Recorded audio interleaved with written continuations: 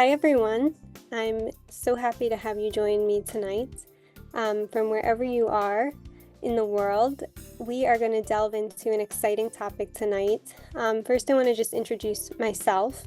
So to share with you a little bit about me, my name is Lindsey Sherwin, and I am a board-certified registered drama therapist, expressive arts therapies practitioner, and mental health counselor. And so to start off tonight, I want to just jump right into what is expressive arts therapy. A lot of people have been wondering what that is, and it's not really a known psychotherapy modality. It's used for the purpose of developing personal empowerment and supporting clients with various mental health issues and emotional challenges. It's also great for personal development and growth as a person. It's very human-centered. And so just to share a little bit more about it, it's actually commonly referred to the creative therapies, which is not the same thing. They are different, and we'll get a little bit into that in a bit about what is the difference between the creative arts and the expressive arts. But really, it's a holistic, integrative psychotherapy and type of counseling that integrates four main art forms. So that's music, writing or poetry, movement-based creative expression, and drama and role play. You could also incorporate some somatics, which is like body-based work. And so within this approach, the modalities, which are the creative arts, and those are what we just talked about, the drama therapy, visual art or art therapy, dance movement therapy, poetry therapy, and expressive writing, as well as music therapy. All of those creative modalities fit into expressive therapies. And so, as well as dance movement. So all of those you can kind of use to work within your practice. And so by utilizing these modalities, all of the interventions within those are intentional, and they're designed to enhance health and mental well-being. And so the idea that arts-based practices are arts-based knowing is something that I've actually thought about. A professor that started the expressive therapies program at Lesley University based in Boston, where expressive arts therapy was actually born, Professor Sean McNiff came up with that. And it is very much about knowing and intuitive thoughts and feelings, and I want to jump into that as well. So just to talk a little bit more about what it is and how it connects to this humanistic or person-centered model is something that I want to talk about as well with you. So what do we mean by person-centered expressive therapies? Well, this was actually developed by someone named Natalie Rogers, the daughter of Carl Rogers, who created and was the founder of person-centered counseling. And so this is a model that helps people to transform feelings like anxiety or low mood, low self-esteem, or just plain unhappiness into authentic expressions through these art modalities that we just talked about. And so really the focus is to delve a little bit further into that inner world, go a little bit more into how someone is thinking and feeling from their perspective. And so just to kind of give you a little bit of a concept of where this is coming from, who kind of first started doing this. We talked about a few people who developed it here in the US, but it really originated in Egypt, actually. It can be traced back to ancient Egypt, where the Egyptians started painting as a treatment modality. So they practiced painting therapy, right? There was also color therapy, which was used, they used sunlight and colors for healing, which is a practice that is still actually used today. And so sharing that kind of sets the stage for how it's being expressed or utilized here with clients. And so really just keeping in mind how multimodal this approach is. It's non-directive, and it's really based on what the client needs. So you're still using like fundamental psychotherapy skills, or using your sense about what a client may need from a counseling perspective. But I want to also jump into how we are setting up a session, right? How does it look? How does it work?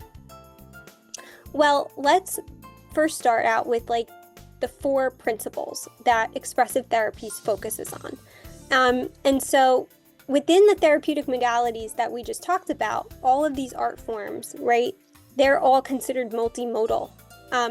And so when you have a multimodal approach to treatment, you're really looking at different concepts, and maybe more than you would if you were just talking to a client verbally. And so those consist of expression, imagination, active participation, so embodiment, really feeling into your body what is happening with somebody in front of you and what they are feeling, as well as this mind-body connection. And there's a lot of thoughts on how trauma works from a lot of scholars that have talked about, that trauma lives in the body, and so you can't talk your way out of trauma, right? And so that is a philosophy that I happen to agree with, and I have learned from a prominent researcher in the field, Dr. Kathy Malchiati, who talks about trauma is not about thinking, it's about thinking and sensing. So we're still thinking, we're in our cognitive brain. A lot of the times when something traumatic happens, we're in the past, we keep thinking about it, we keep revisiting it in our memories and in our flashbacks of what happened to us, but we can't talk about it because we're dealing with sensory issues when it comes to distress. And so that is why, moving towards the importance of it, I want to transition into, now that we understand the concepts, really having a conversation about what is the need for it? What is the purpose of it? Especially when so many people in our communities, in our societies, are facing trauma, acute stress disorder, PTSD, a lot of anxiety-related disorders. So I also want to leave you with this thought in response to distress and why this is so needed. When we are facilitating any kind of healthcare in any kind of way, it should be through attunement and entrainment. And that is how expressive therapies works. And so just simply image making, using arts-based practices, and we'll kind of go into that as well. How do we start, right? So in terms of how to start a session, what does that look like? A lot of times you're hearing the story first. You're getting a picture of the narrative. Somebody sits down, or if you're working with a group, you're asking them, what do you want to share today? What's on your mind? What are your challenges? What are your needs? What is the story? You're listening for the story. And once you really get an understanding of the story, then we can say to someone, could you draw that theme or that word that's coming up? I hear that a lot coming up for you.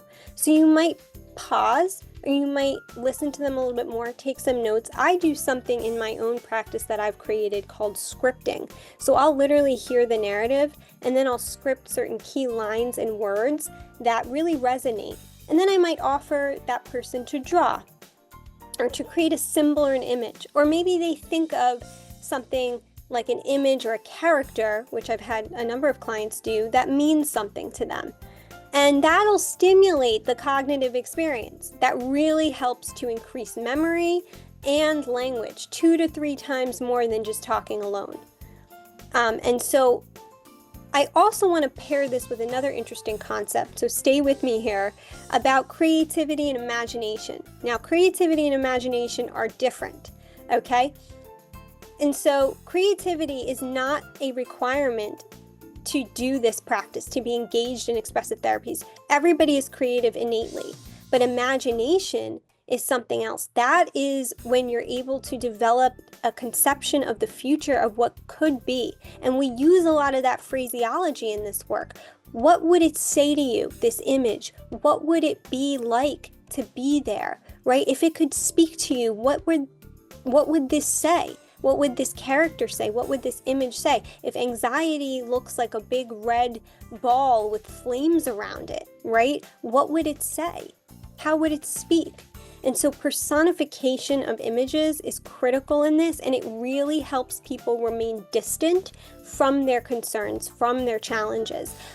Then we might do some more cognitive work when they're like some more exposure, when they're ready to face that. Now, some people might be ready to face it right away and talk about it. That doesn't mean that they won't get overactivated or triggered when they are talking about it. And so this approach, these modalities, when instructed clinically and intentionally in a therapeutic capacity, really do help a person to take a step back and feel like they can express these issues and thoughts and concerns in a way that is distant, that they're not so close to the problem, so they don't get flooded. Or even if they're not flooding or susceptible to it, you never really know with someone because you don't know how they're going to respond. It can evoke emotions underneath that were not uncovered yet. And so that is super powerful, and that achieves what we call in the therapy community catharsis, right? So it doesn't change the behavior, but it allows that person to really feel something that they may not have felt before. And that's so critical when you're working through a traumatic stressor or something that happened that creates a harm. And so we want to transition maybe now into what is this really doing for the person.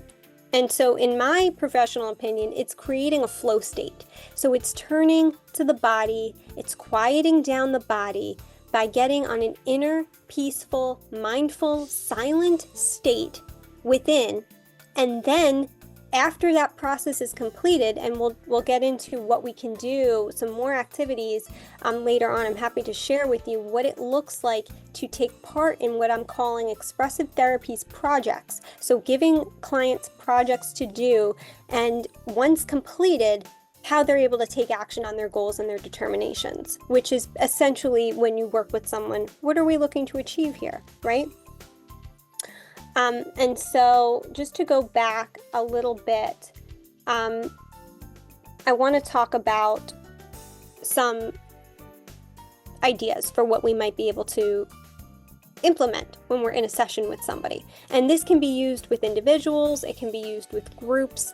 It's really, really open-ended as to how you can facilitate these sessions using these expressive modalities. So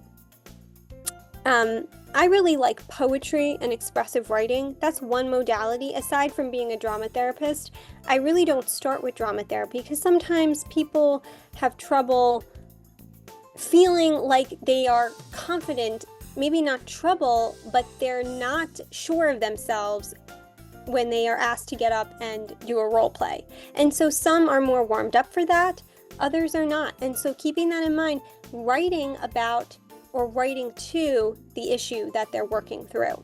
So poetry and expressive writing provides a very safe place. And if we're talking about trauma, that is incredibly important to feel like you're in a safe space where you can really write these emotions out, right? And so they can express in an authentic voice and practice honest self-expression. Now, it's really hard to get honest, especially when you're not comfortable or familiar with the process, or you're just talking to someone new. Even if it's a therapist and you know that they're there to help you, it can be kind of daunting in a sense, right? To feel like you can express your full self. And so this writing, when timed, and there is research to prove that timing writing is helpful because it allows that person to express within a certain time what they need to say, right? And so it combines words and drawings and even collage. You can do a lot with writing and image making. It infiltrates memories and events, so that's trauma processing in itself, and also capitalizes on strengths to allow that person that inner experience. And that's really the goal of this work, is to really elucidate inner experiences that were not yet expressed or spoken about. And some people go many years without talking about this. And so you don't have to always talk about the challenge, right? You can express it in another way, and then it comes out verbally later on through the processing stage.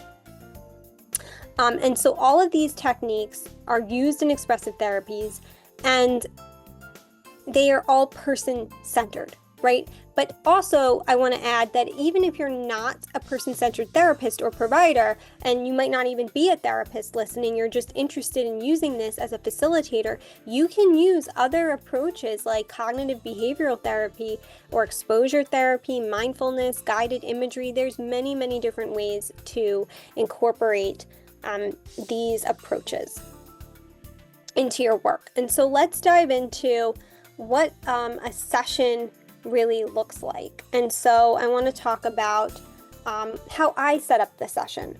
So as I was talking about, identifying core concerns or issues that the person is presenting with in the inner life that can translate to the outer life. So usually what I hear when I perform counseling is, I have these issues going on in my life. I have these relational challenges. Now, I work a lot with like relationships and relationships that are in distress. And so usually it's about another person. And so once that story is articulated and narrated, we're going to establish the needs, the interests, and the goals.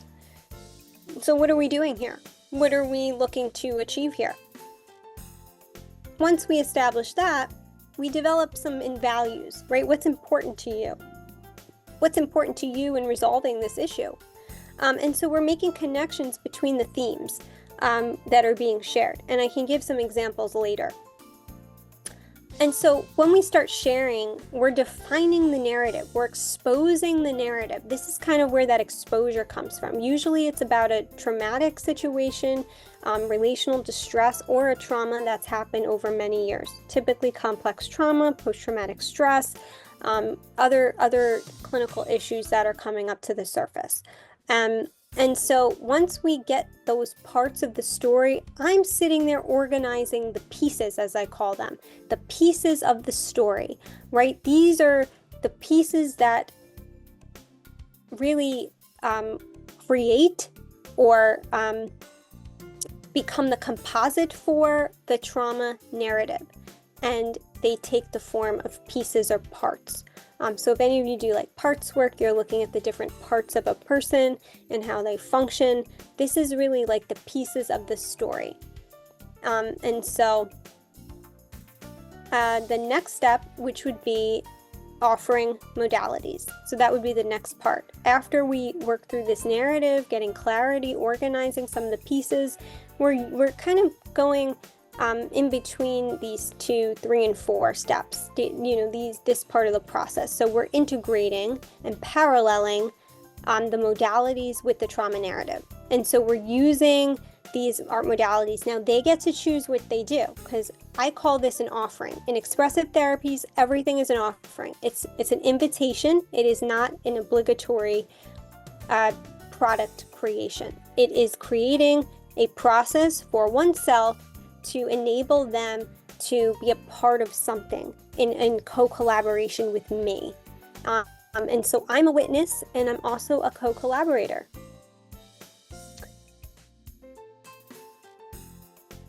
And so lastly, we're going to do the project, which is basically using the modalities when they create their work. After we get through the story and the narrative and we start to redefine this narrative, they might not see it yet differently until we're in the processing and reflecting stage of the project. And so making meaning happens there. We're not making meaning right away. And people might think, oh, when somebody draws something, we just dissect that and say, well, this is the image, this means that to you, right? I immediately look at what I'm seeing and I say, tell me what you see on the page. Show me what this might look like to you in your body. What does it feel like? If you put a little music on, how would you move to this, right? Really allowing them to tune into their sensory functions, their sensations. So shaping the imagination helps to redefine the story. This is actually cognitive too, because it's shaping their imagination, what they think is possible in the future. Because usually when somebody comes in, they're not thinking much is possible. They're in the past. Most people start talking right about the past. What are you doing right now in the present? This is present-centered work as well. And I work very present-centered. I have a baseline for how much we're going to talk about the past, and then it moves right into what's happening now, and using these art modalities to pull somebody back here so they feel more empowered. And so when we're redefining the story, we're making something new. We're living in the present because something is being created. It's becoming new. So this is what arises in the space of freedom, which is imagination. And so I also wanted to share, in response to what somebody feels, the images and the words and the scripted lines that I might be scripting or they might be saying and re-scripting for their story, integrating some narrative work here. So if any of you do narrative therapy, this is a big piece of it as well, which you can incorporate. You're compiling these different approaches really together, and that's the skill of it. It's very integrative. And so you're achieving this felt sense from the body in order to create the metaphor. And so we can talk more about what kind of metaphors come up. I'm happy to share more about that. But that is also very, very intriguing to me when talking about expressive therapies. A lot of times people like to speak in the metaphor. They don't even realize they're doing it. But if you offer a metaphor to someone, they're like, yeah, that's what it is. That's how I feel. That's what it's like for me. So we do a lot of that through the body, through sensing, and through drawing and art making. So I also want to just now transition to how do these art mediums help people heal? What is really going on? We can do this process and we can create a wonderful product that they like. It's not about the product, and I always say that to clients. This is not about you being a wonderful, exceptional artist. If you are an artist, and I do work with a lot of artists, that is a part of you that you can bring to this work that you're creating for yourself and for society, for the witness as me. But this is not what it's about. It's about you and helping you in your own personal experience. And so as a human, right, as a human, and I emphasize that because this is a human-centered, humanistic therapy. It is in such a way where if we didn't have this, we would be in our heads all day, and so that is very important too. This is a way to get out of your head. Most of us think all the time, what could go wrong, what did go wrong, what will go wrong, and so this takes you out of that state. Even if you're doing a cognitive behavioral approach, you can combine that with some more cognitive-based therapies. Some of these modalities, like writing, is very cognitive in nature, and so that still helps to expose and to externalize what is going on underneath. This just gets, I think these modalities, from my experience and understanding of this work and training in this work, really show a person how to get underneath that. It cuts to the center, to the core of what is happening with a person, and that allows a person to be as humanistic and as human as they can be, authentic as they can be, and that is really, really just juicy to see. It's enlightening. It's a real healing moment that happens with people in this kind of therapy. And so just to get into how these mediums heal, well, there's 4 parts that I came up with that really work to do that. So emotional health and well-being. So under that, it alleviates stress and anxiety by helping a person remain focused and present, or people if you're working in groups. And so that can be stressors, that can be low mood, depressed mood, different clinical issues. It can really, really help to alleviate that and enhance the cognitive function, fostering deeper understanding of their emotions. The next one is increasing self-awareness and reflection of oneself and others. And so the others is really important, because just because they're coming for individual doesn't mean that they are not interested or need to help relate to other people, to help themselves feel more relational in their work, in their life, in their marriage, in their partnership with their friends. And so this develops more autonomy. The person feels like they have control over what they want to do in their own life without having to ask other people all the time. So it's empowering. It helps them tap into their inner resources for problem solving. And we talked a lot about this inner state, of how people can really get into that inner state to start to provide external results for themselves and what they see for themselves in their lives. And so that leads me to say more about this deeper understanding of emotional and experiences that can become more personalized. The next one is reducing the symptoms. So not alleviating, but really reducing at this point, and changing behavior and thinking patterns.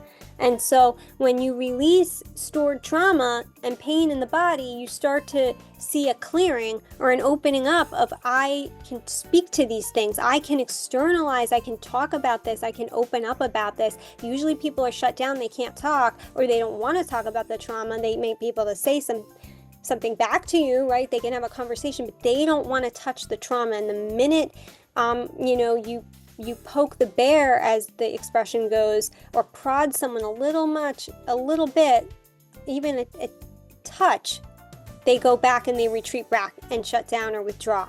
So the minute you kind of get closer and prod it and open the wound, someone doesn't want to talk. And so we might need to be careful with someone like that. This does a little bit of exposure in the beginning, just a minimal, so you're not, dousing the wound in all of this naming. You're kind of naming it through the metaphor as you go through the art process. And so what that ends up doing as well, in addition to achieving that clinical goal of helping them feel like they can express themselves and talk about the issues and the challenges, is it fosters creativity and intuition to embrace the new behaviors. Because if you're not open to the behavior and you're afraid of it, you can't move into it and achieve something new, or practice something new, or name a new quality for yourself. And so being careful about it also allows that careful, precarious nature where you're able to really moderate how much you open up. And so that really helps someone say, look, all of this work, I can be more creative about how I handle this now. I can understand how I'm going to work with a person, or relate to a person, or respond to a person. And relatability in relationships, as we all know, is crucial to working with somebody in a psychotherapeutic environment, or even a coaching environment. And so they realize through this, as they're becoming more creative and opening up, the creativity is synonymous with the therapeutic. It really is an act of parallelism with creativity and healing, because that person realizes that what is not working for them can be transformed. Okay, so again, just to recap, we are going to just kind of talk about what a session looks like. So we're talking, we're expressing, we're sharing the story. We're looking at some metaphors in the images or the writing. We're doing some role playing based on those metaphors, those themes that are arising. And then we're restructuring, reframing, and revising the trauma narrative through the art mediums. And so once we get more leverage underneath that, what it is, and do I need to understand as the practitioner, then I can start to process this project. This product is a result of the creativity and the imagination and everything that the person has been working on. So the product is just a result of all of this therapeutic investment that is happening. So I always underscore and highlight this fact that it's not about what you're creating as the final result. It's about your process and what you're learning in your journey, in your healing journey through these arts. Okay. I did want to leave with a quote, but I might do that at the end. So I'm happy to talk a little bit more about some questions, or if anybody would like to share, I'm happy to do that. Hi, Lindsay. Yeah, we do have a couple questions here. The first one is a man is struggling in his relationship, and he finds himself often getting defensive very quickly with his wife, which leads into a lot of arguments. He doesn't know if childhood trauma is involved. How might person-centered arts help here? Okay, great question. Thank you. So I think that there are different modalities that could work for you using these art forms. And it might even be helpful to bring your wife in to do a couples session, right? And so we might do a role play around practicing your behaviors. It seems like it's behavioral in nature where you're getting defensive and upset, and there might be some anger underlying that, or some shame, or some difficult emotions. So we might do some role playing that out, or even working with the partner if it were, because if it's a relational issue, then the partner would be encouraged. And we could do some more narrative work around uncovering what is underneath the root of the emotion, and looking at both of you together, what is not only triggering to you, but how can you express that through the art medium? Maybe a metaphor will come up for your relationship, and even speaking to the relationship or as the relationship. This can really unearth a lot of unforeseen territory that has not been explored. And so really, I would say I would have to know more about the modalities of choice. I think enactment, if you're brave enough to start and you feel like you want to express verbally, could really help. But also this narrative work with relationships is very, very powerful to be able to recognize what's the trigger and then speak to the relationship, because your goal is to improve the relationship in addition to your perspective of it, right? Of your feelings. And the way we work with that is multiple prongs at once, right? You're dealing with behavioral and looking at transitioning or transforming into new behaviors and patterns, but also relational, and how you work with somebody, how you communicate with them, and how you can share your feelings with them. Okay, the next question, thank you. The next question, so husband and wife been struggling. They've been through couples therapy, which has not worked. Is a person-centered arts, is that a potential, how might that be a potential approach that they haven't taken yet when traditional therapy seems to have not been working? Yeah, excellent question. So I actually have experience with another existential humanistic approach called Gestalt, which is very, very helpful in working with couples, because it doesn't involve a lot of talking. It's really more directive and saying what needs to be said in the present moment to achieve this concept of awareness between. And so working with polarities could really help when the talking isn't working. We might take two polarities, like two opposite emotions, and speak to them. That is personifying them, right? And so acknowledging what is happening in between, in the space between, rather than just doing like family therapy or structural therapy, or reconstructing or deconstructing the problem. I think that Gestalt and enacting would be really helpful to working with the couple, because then they can practice what is not working right now and rectify it through the role play, through rehearsing for how they're going to choose to be in the future. So there is some kind of conditioning in that, but it's also less verbal, less emphasis on the verbal, you said this, I said this, right? And decluttering that and reframing that is probably what the therapist would have to do. Instead of going through all of that mud, we can talk to these issues, speak from them, and use these polarities to be able to really manage what are we going to do in the future, what is it going to look like, and practicing that in real time. Okay, and the last question is, a husband has a need to engage in a hobby, but he's struggling sharing this with his wife because he knows she'll just say no. So he's struggling with not doing the hobby, which is something he wants to do, or doing it in secret. And he doesn't seem to think therapy would be work here, but can person-centered arts, is there something here for him on how to approach his wife and kind of work through his needs with his wife? Yes, yes. If he would like to do it individually and he does not want to bring the wife into the session, this would be a good scenario for individual one-on-one. We would really have to explore what the challenge is. What is the specific challenge? And using a modality that suits you, whether that just be writing, it could be as simple as writing lyrics to a song and responding to them, or writing out a journal prompt. And so it can be very personalized, very individualized, and customized to what you're needing. If it's difficult for you in your relationship, okay, that's a very common issue. How would we approach that? We would talk through how you want to express this and then translate it into how you're going to have that conversation with your wife or your partner, right? So it's really individualized to how you feel like you want to express it, whether music, movement, drawing it out, writing it out.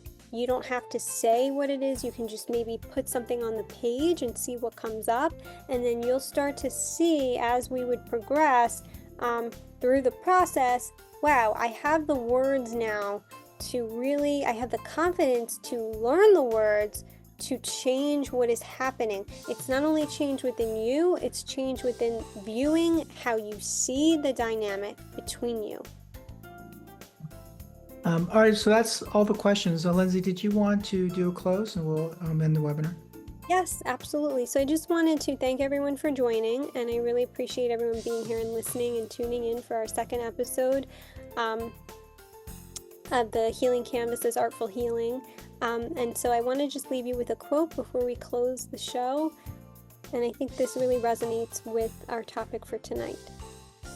So what makes art meaningful for individuals as human beings, and how does it relate and translate to the healing process? Art adapts to every conceivable problem and lends its transformative, insightful, and experience-heightening powers to all people. The medicines of art are not confined within fixed borders. Wherever the soul is in need, art presents itself as a resourceful healer. And that was said by the founder of the Expressive Therapies program, Sean McNiff. All right, thank you very much, Lindsay, and thank you everyone for joining, and we will close now. Thank you so much. Thank you. Bye.